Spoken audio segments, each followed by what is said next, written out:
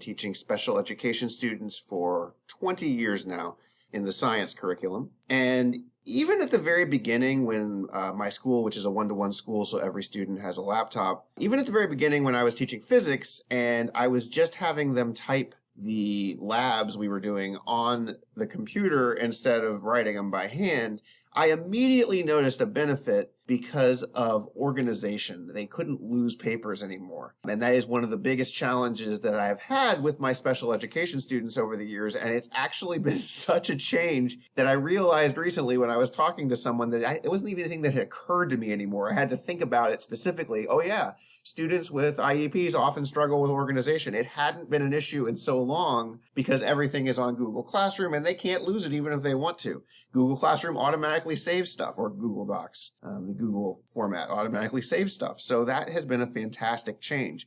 But then when we started doing the full-on blended learning and started moving up into like things that you couldn't do with paper, it's become even more powerful. So one of the things that I noticed when I was doing my master's degree in blended learning was that when they talked about universal design for learning, UDL, I'm like, well, that's special ed, that's special ed, that's special ed.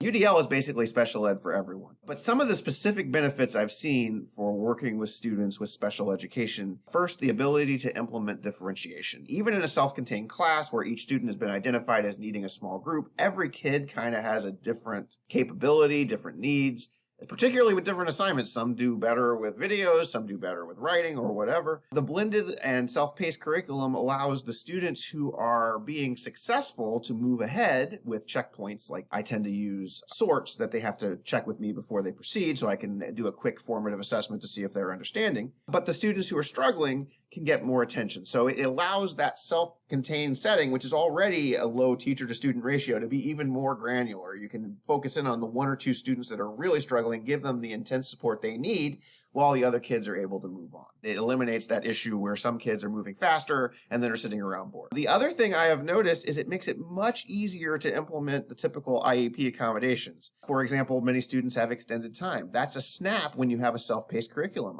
In the old days before I was doing this, if a student had extended time, I would have to find time after school or some other time, or they would fall behind on their other work and they wouldn't be able to catch up because, you have a time and a half extended time on a kid and you give it to them and okay, they're doing that, but everybody else is doing something else. And now you have to catch them up there too. And usually that's after school. Now it's self-paced. So if a kid needs more time for a particular assignment, they can take it and then maybe they do another assignment faster and they can catch up, or they can do it on their own. Anytime, anywhere, any place that they have a computer and the internet, they can do this. Other accommodations that are easily implemented would be read aloud. You can attach audio to any assignment. Basically, it's been a powerful tool for our special education students, and we've seen it in the test scores in the Geosystems classes I've been teaching recently.